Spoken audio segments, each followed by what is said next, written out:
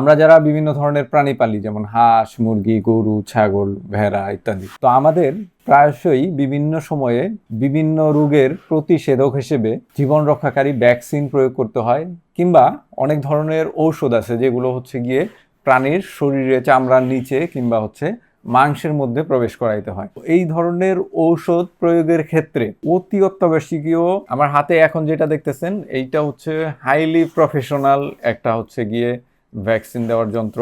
Specially যারা professionally বিভিন্ন ফার্মে যে ভ্যাকসিন দেওয়ার কাজটা করে থাকেন তাদের জন্য এটা অনেক উপযোগী।